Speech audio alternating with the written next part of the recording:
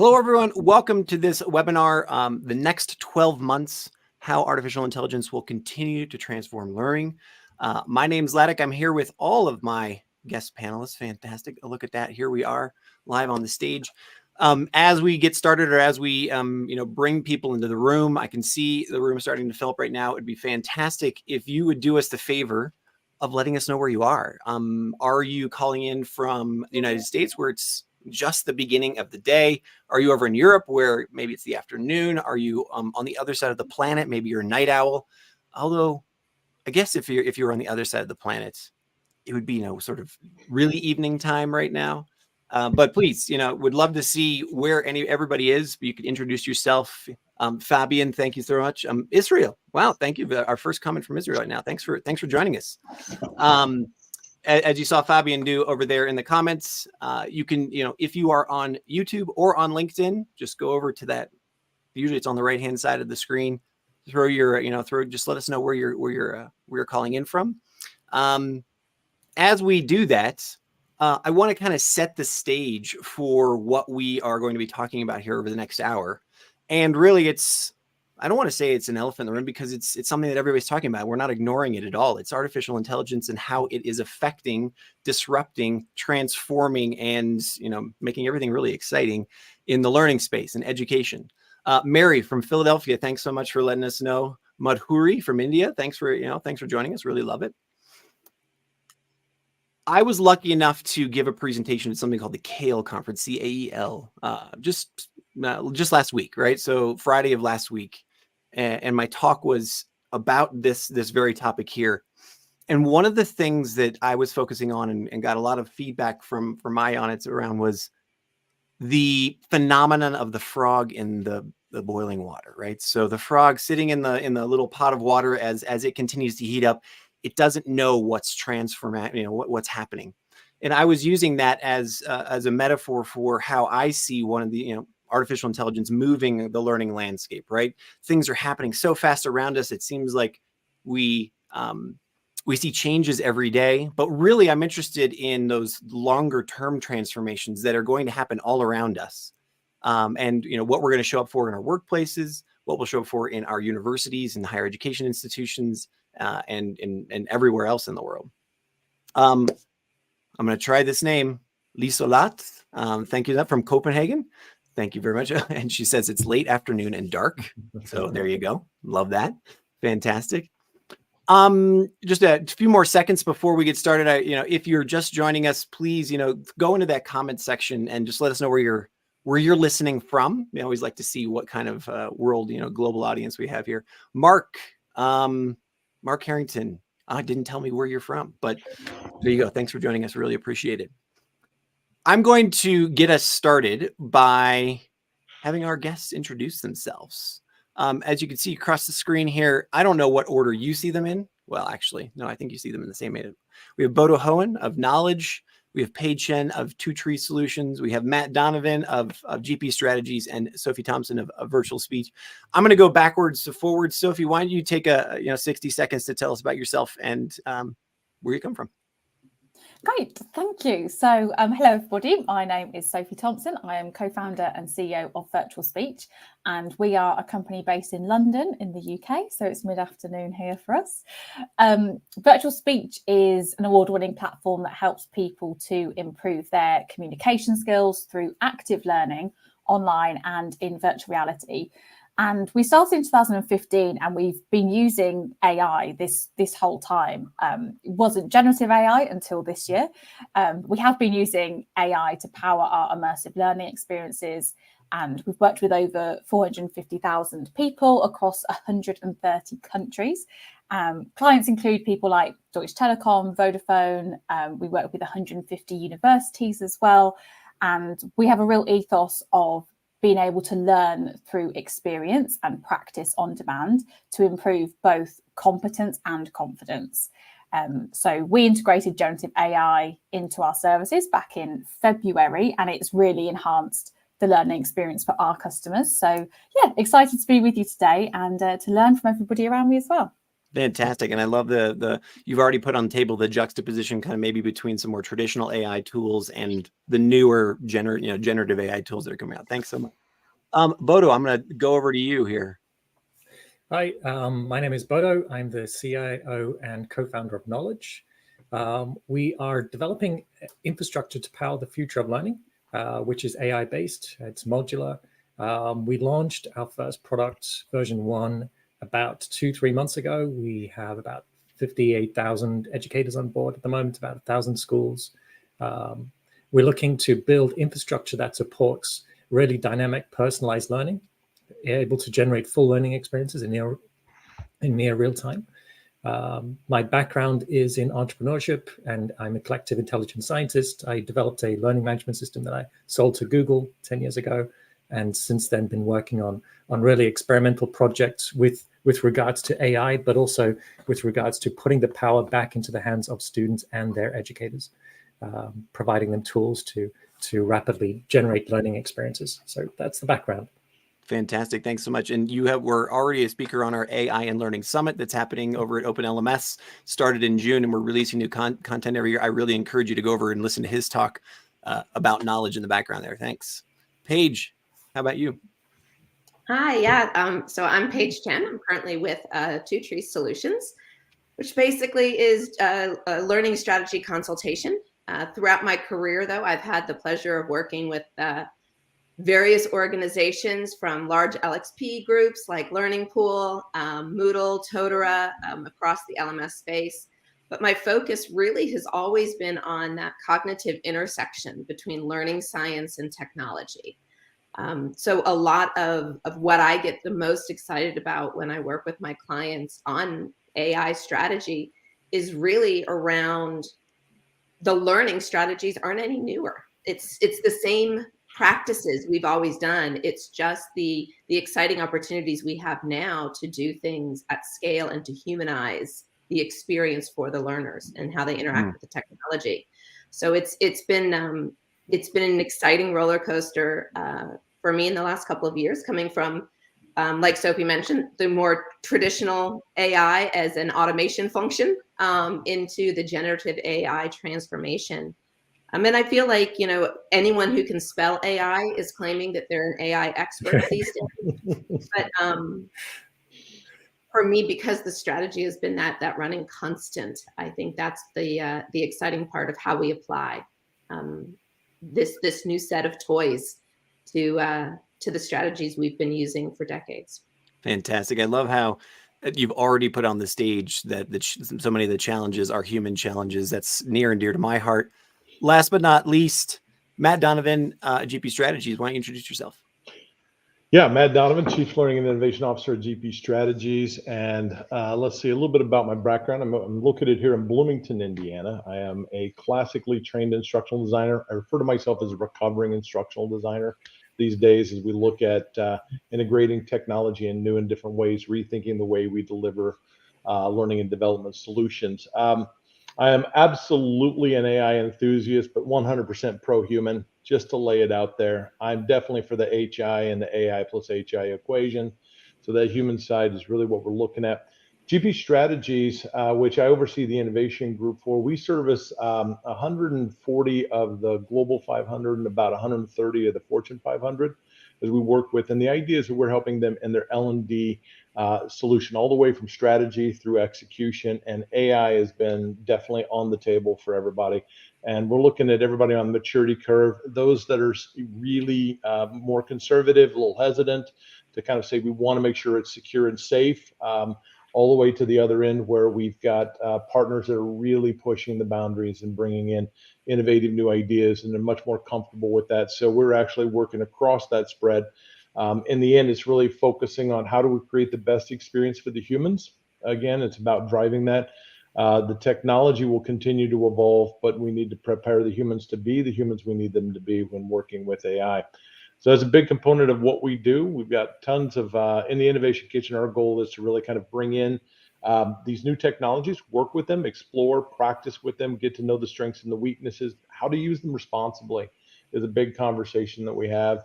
And then be able, what makes sense, that's when we roll it out, that's when we launch it. I'm actually on a personal mission to kill shiny objects as soon as they happen. And I don't think AI is a shiny object, but sometimes I think some of the applications may not have reached their time yet or been well thought out in some areas. But overall, AI is here to stay. And as humans, we need to get ready for it. Thank you so much. I want to quickly shout out to Bobby Applegate from Southern California, Jack Nemez from Grand Rapids, Michigan, Melanie Rubin from Albuquerque, New Mexico. Thanks for joining us. If you're just joining us right now, either on YouTube or LinkedIn, throw a comment in the chat there. Let us know where you're from. And as we go along over the next 45 minutes here or so, if you have a question, if you have a comment or any feedback at all, put it in that chat as well. I'll be collecting them and using them for the Q&A later, or we might throw it in there as the session is going on.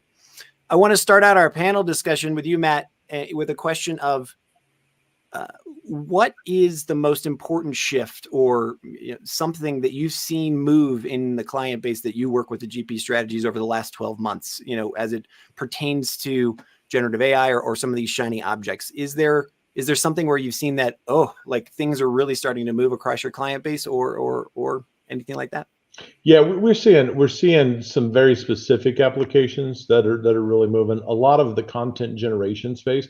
How can we develop more content at scale, more efficiently, more effectively? We're seeing a lot of push in how do we translate content more efficiently, more effectively? I mean, that's the thing, as organizations, we're generating more information and instruction than ever. How do we actually make it engaging in a natural language that's localized, that's accessible to those individuals? So translation is definitely it. And then I think the personal productivity tools are really going to hit it.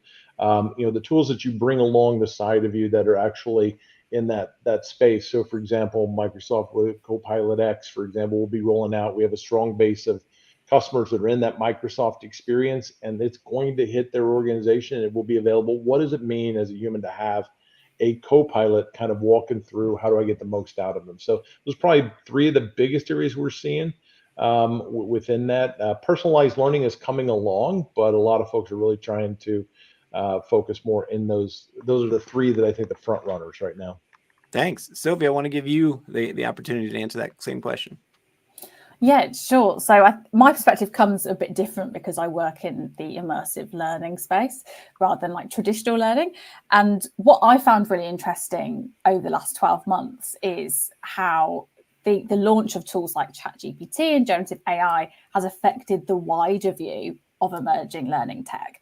And it seems to me that the AI boom has helped to open everyone's eyes up to the enormous possibility and opportunity it can bring for learning at a rate that I haven't seen before when it comes to a specific technology.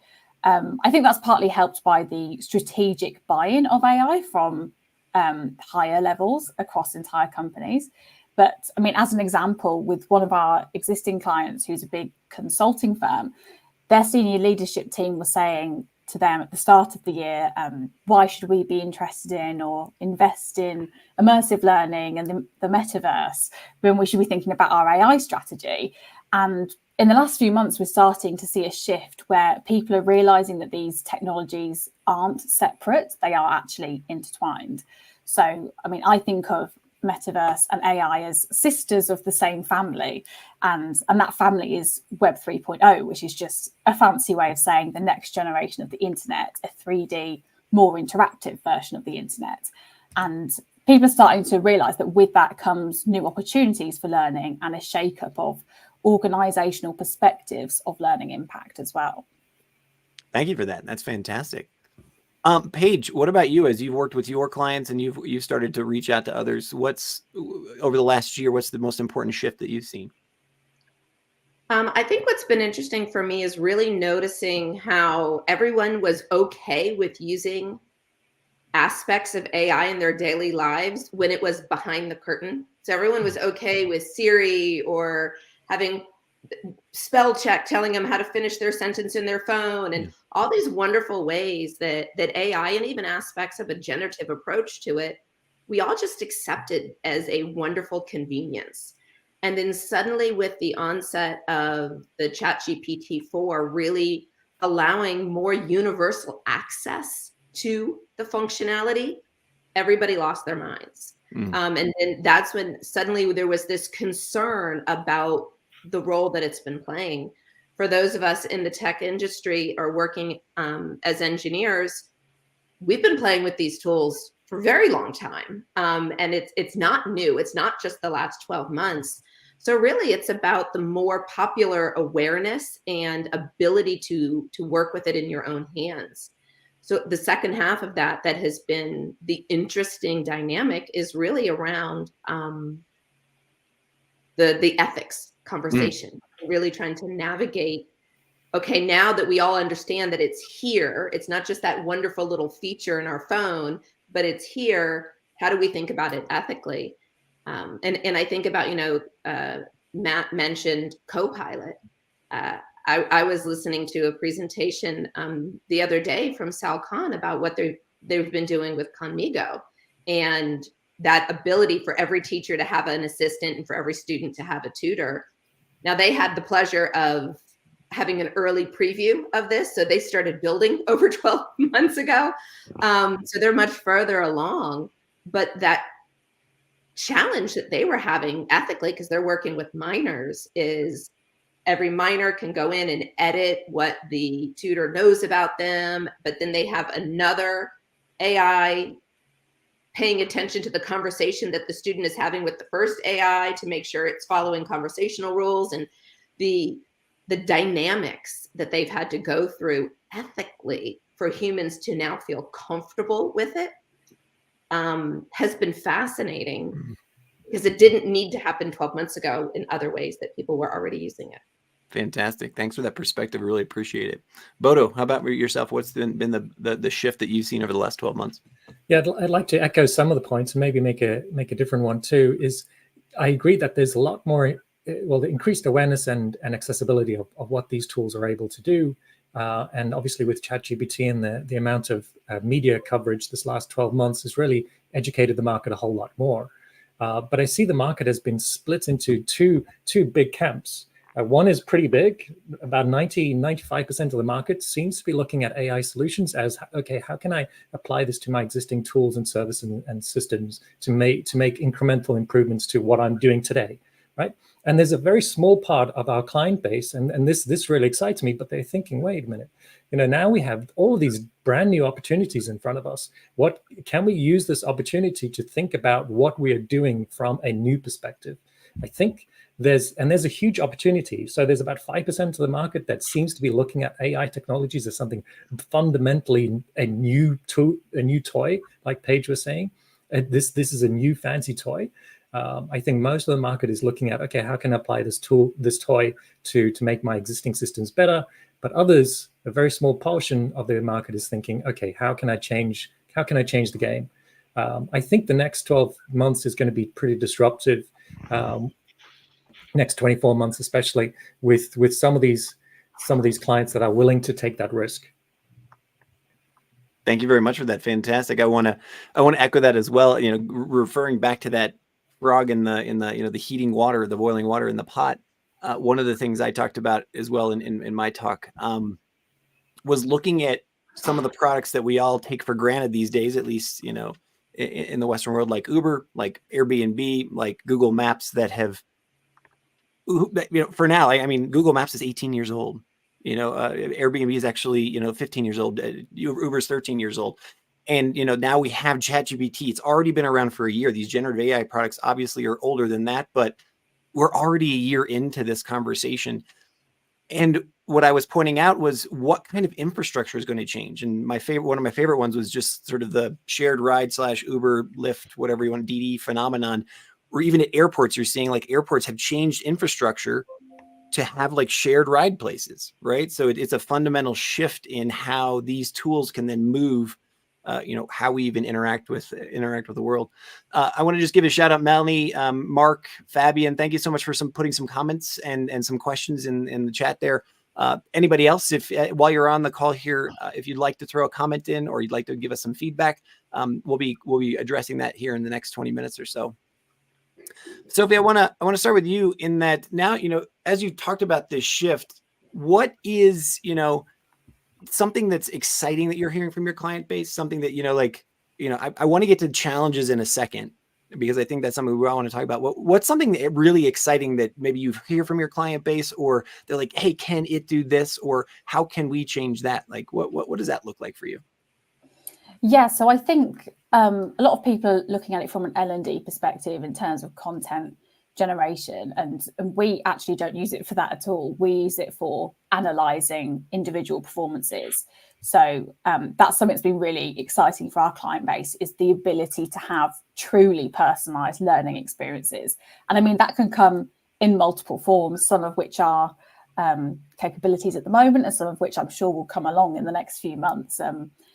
Like, one of the benefits of generative AI is that it's adaptive and it can tailor to an individual's needs. So, I mean, for example, one of the reasons that engagement can be low is because people think learning isn't relevant for them. But imagine if an AI system could adapt to your unique skills, needs, capabilities, and career goals. And not only that, it's not just doing it in one short snapshot of time, it's continuously learning about you all of the time. And then the curriculum or learning pathway could then change based on that, based on the feedback, which can be entirely personalised for a particular industry, a particular skill level, or a particular department. And in that way, the learning programs people do can be much more targeted and efficient. And those sort of things, I think, are coming to life now anyway. But we could easily take it a step further. And AI could be in the future analysing our performances in real meetings or sales pitches or webinars, and the feedback and areas for improvement could then be directly linked to our specific learning journeys. So we would have modules based on what we need to improve in our real jobs. I mean, you could even take it a step further from that, and the AI could then schedule time in your calendar, automatically see when you're busy, when you have some time free, or if you are about to have an important call and you want to practice a Gen AI role play for a difficult conversation, for example, it could automatically schedule that in for you just before you go into that conversation. So, I mean, the possibilities are endless when it comes to the personalization aspect. I love it. Thanks for sharing that, Matt. I want to turn over to you. Maybe give a from the individual perspective to maybe more of the organizational perspective, since that's GP Strategies is interfacing at that level. What's, I know you're the slayer of shiny objects, but what is the excitement that you're hearing from your client base around, can it do this or can we do that?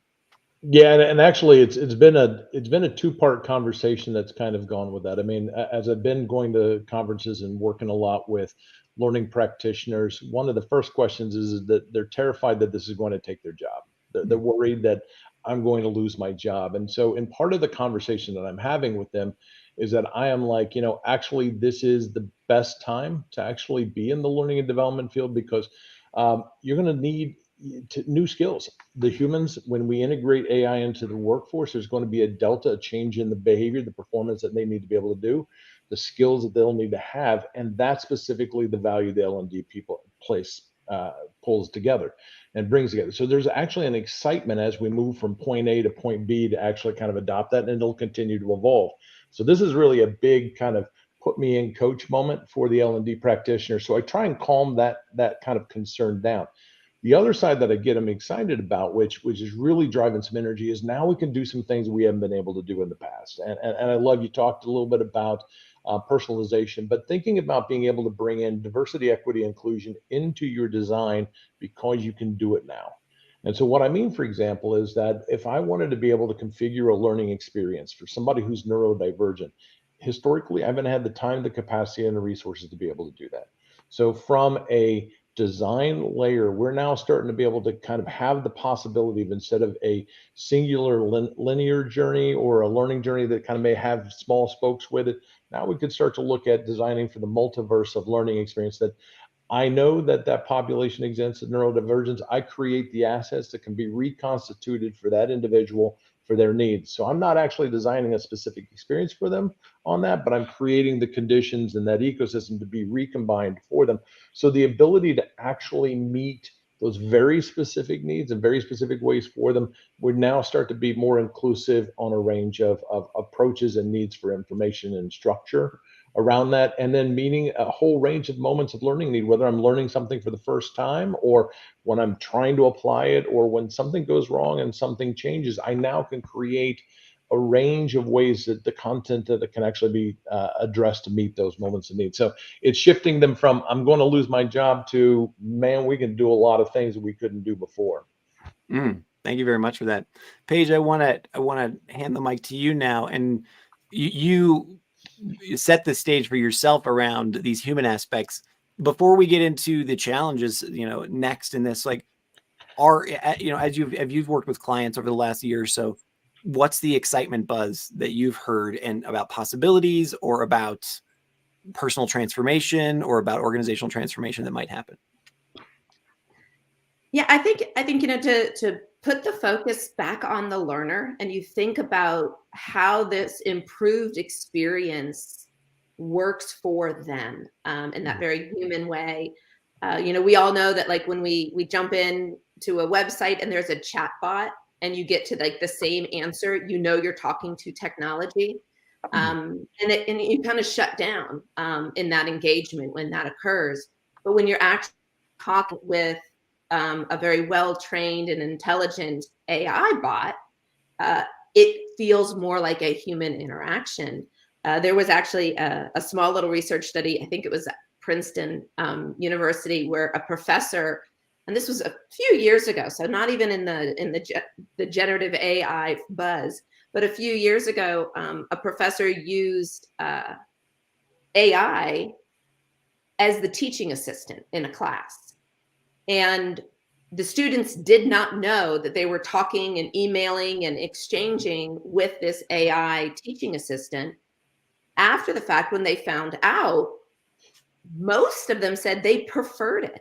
They didn't feel judged. They felt like they could ask any stupid question they needed to, because it wasn't a human teaching assistant that was going to go, oh, this stupid kid is asking this question.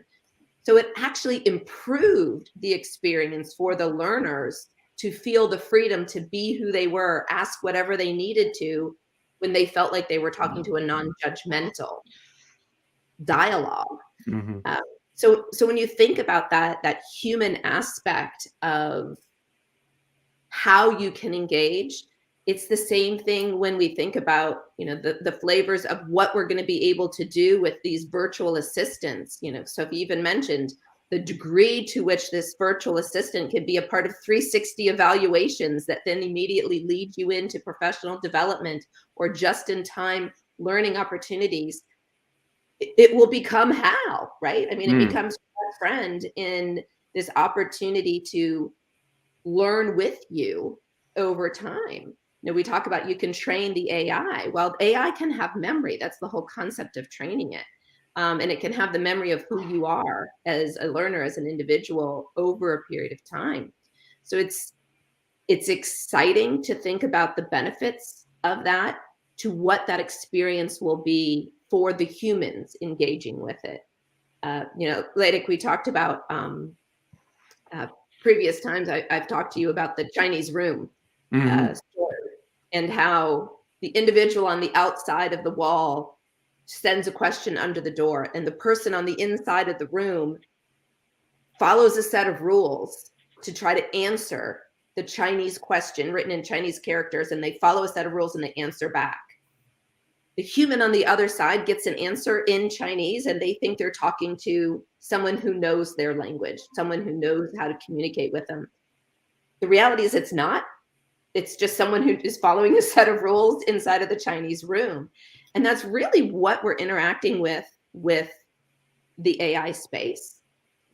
The fact of the matter is, the human doesn't care if it's another human they're talking to, or if they're talking to a machine that's following a set of rules. Their experience is improved. Their engagement is higher. So if we can figure out the rest of the ethical, legal, human concerns that we all bring into this, and we can focus on the actual improved learning experience that we're able to create at scale. I mean, that's the most exciting part of this. We talked about the concepts around the strategies aren't different. The scale is different. Matt can build a wonderful course for somebody who's neurodiverse until the next person shows up and their needs are slightly varied or different. And then you don't have the time as a human to build the metaverse of different versions of every course. So the ability to do things at scale is phenomenal. Yeah, phenomenal. Thanks for that perspective. As I bring Bodo on the stage, I want to give a shameless plug here that, we have the AI and Learning Summit, and we're going to have our next session on November 29th. And one of the presentations is going to be from Ryan Baker and Rachel Liu. They're both from the University of Pennsylvania, and they're actually implementing a generative AI teaching assistant in their classes this year. And they give us, they walk us through the process of how they built it, what the feedback has been. And I actually love it because because we're in process right now, we're in the semester, the jury's still out about what is the interaction, what is the feedback, what is the pros and cons that come out of that. So I love that, that piece. Bodo, I want to, same question to you about, exciting for the future. You talked about that sliver or the small portion of the market that's kind of looking this in a truly disruptive way. Maybe, what are there some exciting things around that you could point to? Yeah, I think, and it piggybacks on what Matt was saying, that the ability now for us to utilize new solutions in a modular fashion, being able to generate content at scale in modular formats, being able to utilize different AI solutions in modular formats. This is what excites me most. As I said at the beginning, my background is in collective intelligence, and collective intelligence can rapidly increase in its intelligence by the modularity of the intelligence that it contains. So the more modular it is, the higher, the quicker that intelligence can expand. What I see in the market at the moment is numerous AI technologies and tools being developed, which we can plug and play and utilize and experiment with. I think the clients that are going to have the most success over the next 12 to 24 months are those clients that experiment with these different tools. We don't know where it's going to land yet, but this is rapidly accelerating. And the cost of intelligence, the cost of these systems is decreasing dramatically. So, for example, we built an AI tool called Knowledge AI, which can rapidly generate bite-sized e-learning modules. And if you compare the cost of that tool compared to what it cost just 12 months ago, that's a 100x reduction in cost and time. And there's numerous solutions like this. And just one more quick story is, over the summer holidays, my kids who are 10 and 12 decided they wanted to build AI tutors, should I say, that are digital twins of themselves, and worked really well. But it took them several weeks to do so, several weeks to build these. Then last week, OpenAI released ChatGPTs or GPTs, and they were able to rebuild those AI tutors that took them several weeks previously. Now they can get it done in several minutes. This is crazy. And the future is... You said the crazy word first, man. You said the crazy word first. Yeah. No, I'm excited. I'm excited that there's all this opportunity in front of us, but it requires those people that are willing to experiment. Fantastic. I appreciate that perspective. Thank you so much for that. I want to reflect back as well. We have a great comment from Fabian Glagowski. Sorry, apologize if I just destroyed your family name there. As Paige, you were talking, he put in the chat there, he says, once it knows who you are, it'll start to be judgmental. I've been really interested in hearing feedback from other individuals over the last year about one of my colleagues, Michael Vaughn here at OpenLMS. He's like, I find myself being polite to chatbots when I talk to him. It's like, oh, hey, thank you for that answer. Or, could you please do this for me? So it's very interesting to see how we humanize the experience as quickly as possible, for sure. Yeah, there is a GPT that someone had shared with me. If I could find it, I'll try to throw it in the chat. But it was Mr. GPT, and you could ask it for any advice or counsel that you wanted, and it came back like you were talking to Mr. T from the A-Team TV show back in the 80s. And it would give you great advice. It was just very abrupt and harsh and kind of in your face. But it's because they told it, the AI was trained to have that personality type, and they trained it to kind of have that kind of rough and aggressive communication style. And you know what Bodo has mentioned around what came out just a few days ago with the release of the GPT builder, and you can train them so quickly. Now they're not great, like they're still, just like with your iPhone, every day there's a new feature you didn't know was there, but suddenly now it does more, right? But the speed to which you can actually create those different personalities is phenomenal. And in full transparency, I'm a total fangirl of what they're doing at Virtual Speech, but that actually is beneficial to them being able to create different characters within the immersive space that can have different personalities. And if you're practicing a difficult conversation, is it somebody who's glad you're there giving them advice, or is it you're practicing with an employee who is arrogant and upset and, you know, hysterical, or whatever the case may be? Again, it gives us more potential, but they're only judgmental because we've told them to be that way. It's been programmed to be that way. I love that. Yeah, it's, you know, starting your prompt out with act like, you know, you can choose anything you want. You can choose a movie actor. You can choose, you know, a radio personality. Wait, do we still do radio? I don't even know if we do radio anymore. But anyway, one of the things that I find really exciting, that I find to be kind of a sub conversation or something that happens below as people start to realize some of the fundamental shifts around what can happen in the learning space, at least, have nothing to do with content generation or personalization at all. Has everything to do with how is the infrastructure underneath learner, you know, professors and teachers and whatnot going to change? How are we going to be able to, you know, schedule our time off differently? How are we going to be able to create, you know, the class schedule for the year differently? And those are the things I'm most excited about, where those tectonic kind of shifts underneath the learning space.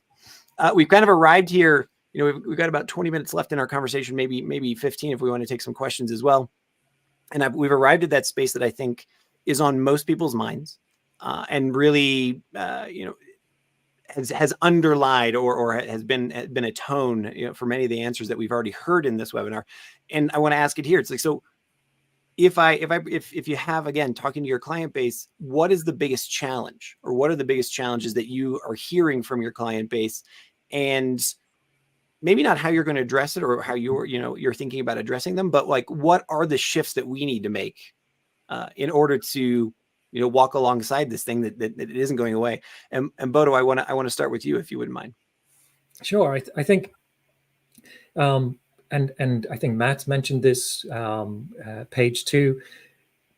There's uncertainty what learners need to learn for the future. It's uncertain what jobs that are going to be available. It's uncertain what problems that you need to solve. It's uncertain what they need to learn and how they need to learn. Especially when we're talking about higher ed and high school, that's a huge challenge. And then Matt also brought up the topic of the likelihood that a lot of these AI tools could replace people's jobs. And I think that reality is apparent. We already see it happening today. But that means we're going to have a huge swell of individuals that need to be retrained for something new, but we don't even know what that new thing is yet. And so this comes back to what I said about modularity. I think we need to think about learning as being modular.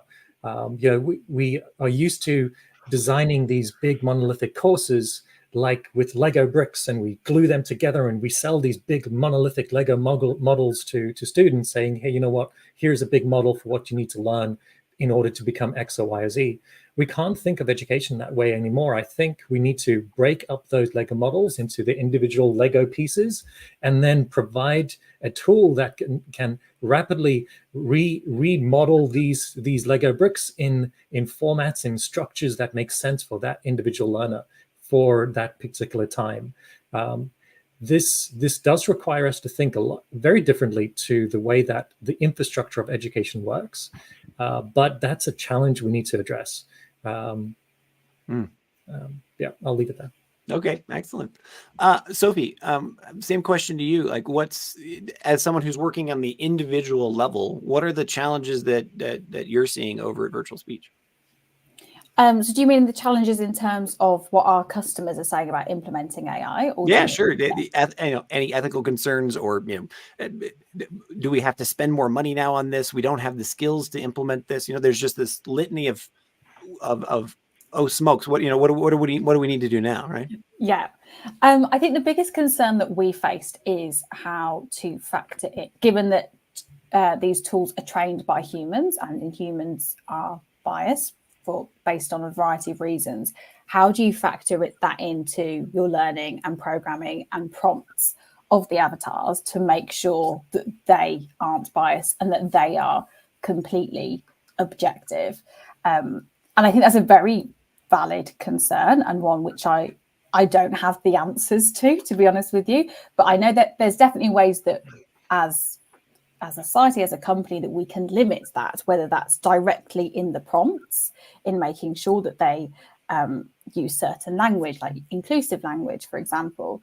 But it is something that I think we need to be wary of. And for that reason, for example, the way that AI stands at the moment, and I mean, this might change next week for all we know, but the way it stands at the moment, I personally wouldn't advocate for using AI as an assessment tool to decide if somebody should get a job or not, or decide if they've passed or failed something. Because while AI is amazing and many of us are fascinated by it and also scared by it, like humans, it's not perfect. It doesn't know everything. It can do amazing things. It can do tons of things, but it can't do everything. And I think that's something that we need to bear in mind as well. And yeah, coming back to my point about bias, I think we still have a responsibility to make sure that these things are programmed and these language models learn language and facts that create a more balanced society, and that we use this AI to enhance the human experience, not to our detriment. Paige, I'd love to give you the opportunity to riff off the bias conversation. Down here in Mexico where I am, recently there was a study performed up in Guanajuato looking at the entire school district of the state of Guanajuato. We're talking hundreds of thousands of students. I mean, but the bias in the data was absolutely clear, right? Like girls and women were definitely treated in a different way and had different learning outcomes than boys and men. So, just one data point for you, but why don't you talk about that? Absolutely. It's difficult to find that line between bias and personalization, right? So you're telling the AI to know who you're talking to and speak to them in a way that the data is telling you this is how you should communicate with characteristics about this individual.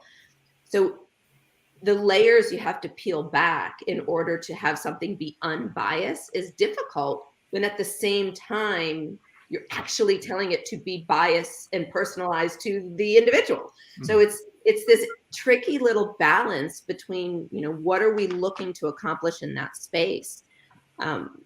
One of the big miracles that I see coming forward is the promise of mastery learning, right? That progress is based on mastery, not based on it's May and now it's time for the school year to change, or whatever is happening in those academic spaces.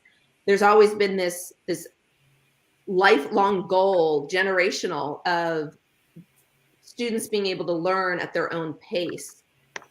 Same thing that we try to apply in L&D, right? We want learning to be specifically appropriate to the goals of that particular individual, or what their skills are that they need to have mastery within their job. But by the sheer definition, each individual's ability to get to that mastery level might come at a different pace. They might need different prompts. They might need a different experience. They might need it personalized. And there might be a bias to understanding what they need, even if that bias is something as simple as, well, the last time this is what you needed, so we're going to assume that's what you need, something like this time. Well, that's actually a bias, and it might not be the case. So it's this unending challenge of figuring out what that landscape looks like. We talk about creating a personality within the AI. Well, what if you told the personality to sound like a crazy right winger, you know, who was Mhm. going to say something outrageous. And well, you're creating a bias in what you believe that character would sound like. So it's kind of like what I referenced in the beginning. There's all these other factors we have to sort out. But the actual learning experience, if we can create an environment where learning is always based on mastery at all levels, from K-12 to higher ed and into following your career goals, and we just have to figure out these other bits, it's worth doing. Mm-hmm. So as I hand the mic over to Matt here for the same question, I find it fascinating how you just, Matt, you put on the stage earlier, or you put in the chat here about one of the challenges you were hearing from the client base is this going to replace my job? And yet, Paige, you were just saying that because of the infinite possibilities, maybe this is a massive job creator in that way, at least in the learning space, right? Because we have to adapt and whatnot. I want to encourage everyone who's on the chat. We're going to get to a couple of questions here. We're going to have a little bit of time to do that before Matt answers. But I'd also just love to hear, as we close out this for everybody who's on the call, could you just throw in the chat, is your organization, your institution, your school, or whatever, are you using an AI product right now, one of the new generative AI products? Just throw it in the chat. If you're willing to say which one, that's great.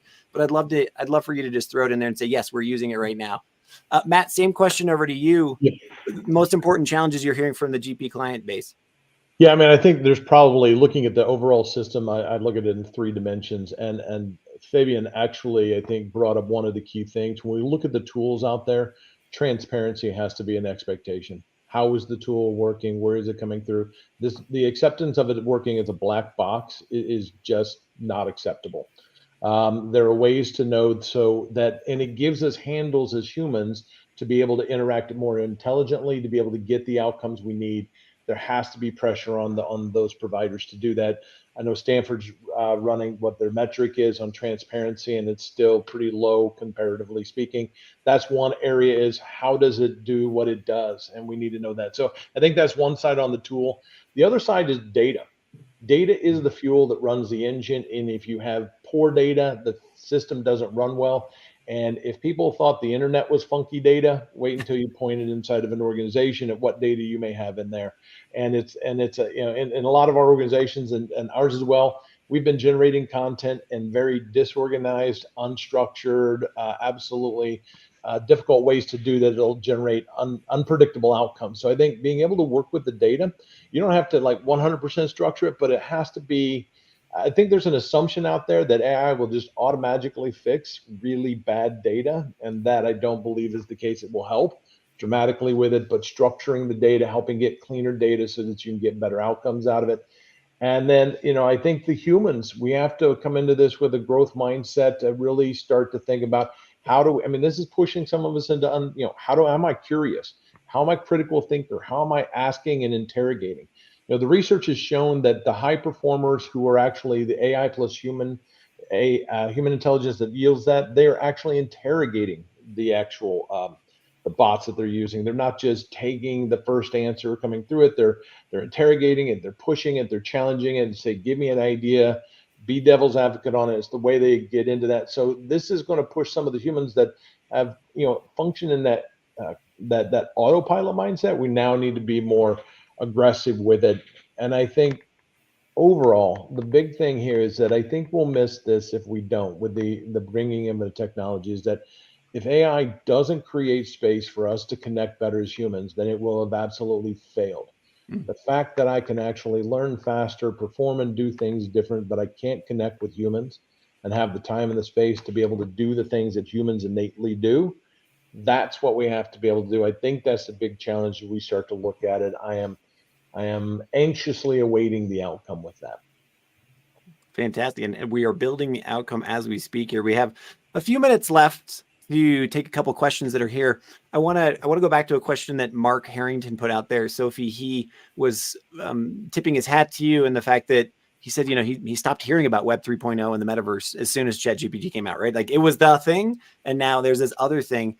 So his question is essentially asking the other panelists, what are your perspectives on other shifts, right? In terms of, how is the internet changing, and are these connected? Is this just all connective tissue, or is there something else that we should be watching for? But Bodhi, you have a 30-second clip on that? What is it that we should expecting to see? I'm not too sure. I think things are happening really quickly. The advancements and capabilities of multimodal large language models is going to be extraordinarily powerful. So imagine being able to generate applications that can look at homework problems, writing on the board, that is able to look at 3D objects and generate 3D objects for Sophie, being able to generate full virtual learning experiences on the fly. These are technologies that aren't dreamland anymore. These are technologies that are going to be available very soon. So what is it that is going to be available in the next 10 years? I have no idea what's going to be available in the next 12 months. But I think the answer is we have to be willing to test these items out, test the tools out, experiment, see what works. The organizations that don't do that, I think, are going to fall behind. The rate of improvement that is able to be done when you test a product and it's able to provide 100x reduction in cost and time, that's too significant to not put your toes in the water for. Matt, I want to throw a question over to you real quick that came from Melanie. I'm going to paraphrase essentially where it's one of the big issues or challenges that we might be facing is that the pace and complexity of AI can really pull the digital divide apart, right?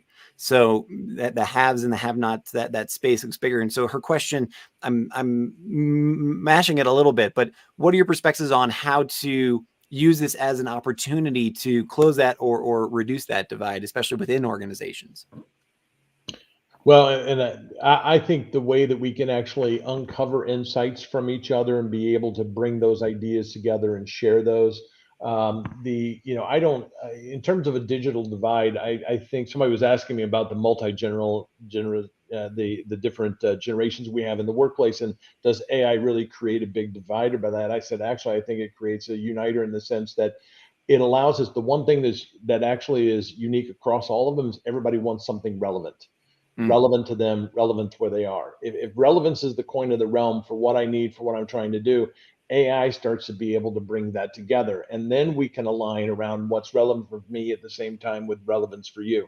So we're now actually able to not only get a point of content, but at the time of flow where it's coming back to relevance. So I think centering around the point of now being able to meet our diverse relevant needs at exactly the same time and connecting those together, I think can be a way to bring us closer and be able to share more insights. I mean, when it comes to innovation, and it's arguable, I do get into arguments around some folks. I think that curiosity and creativity are uniquely human in the sense I've never had, I don't get the feeling that if I can train a bot to ask me a question and seem curious, but does it really care?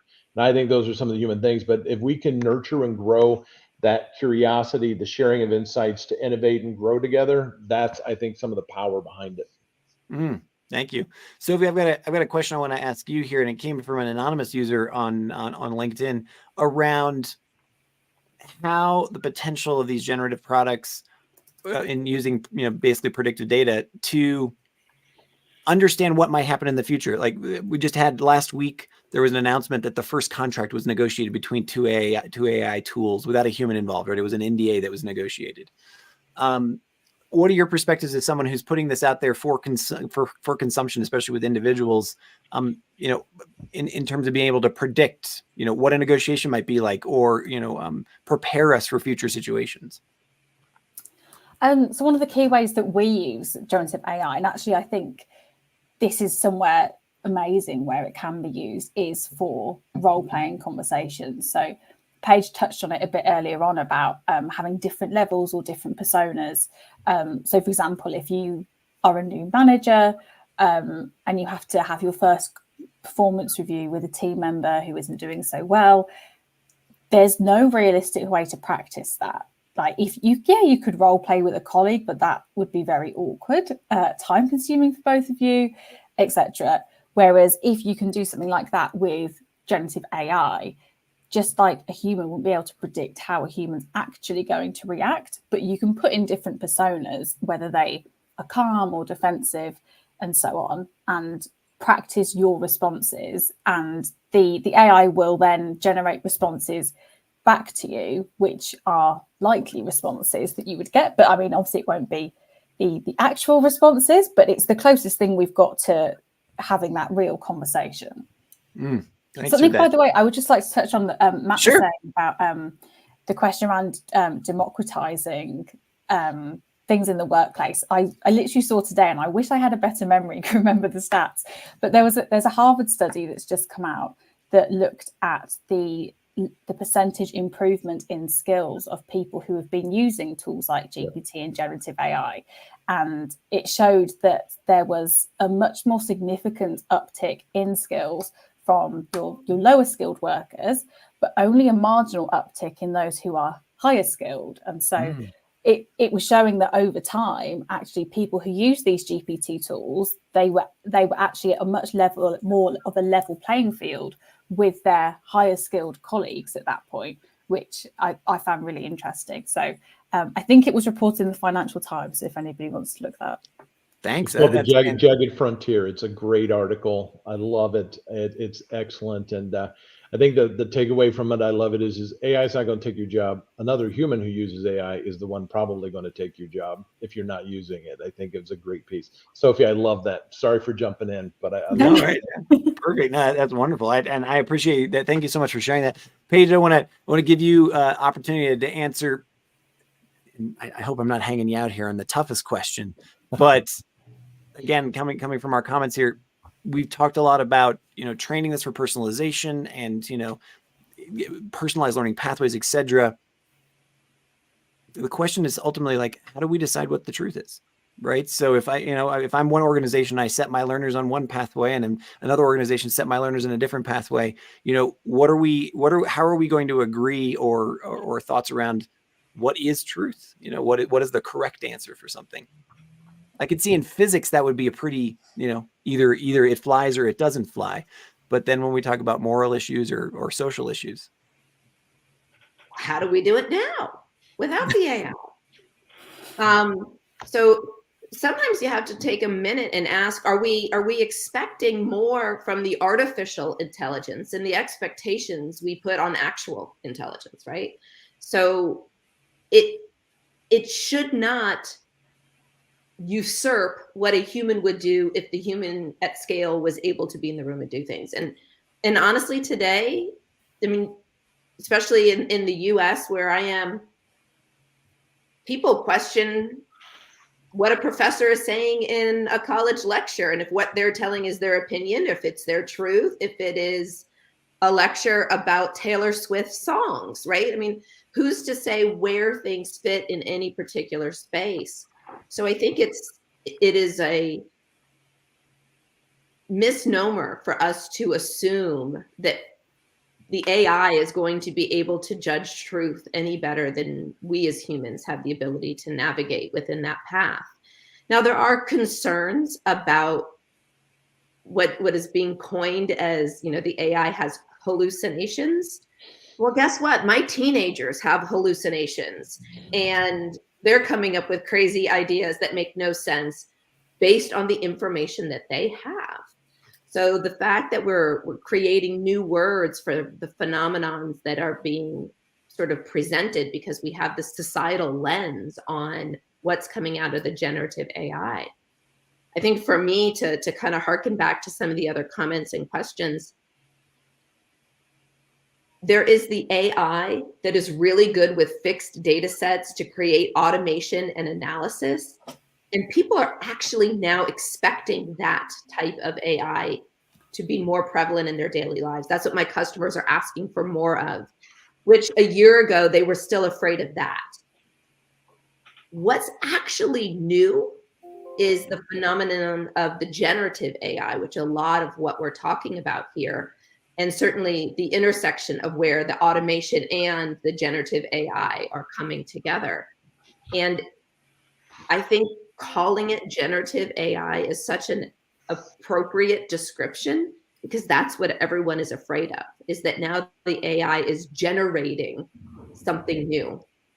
Instead of a fixed data set that it is working within and it's good at math and reporting, like what we see with traditional formats of AI, the generative AI takes a very messy, broad set, and it's better at synthesizing information and really not good at math. At the end of the day, ask anybody who tries to run math formulas through ChatGPT.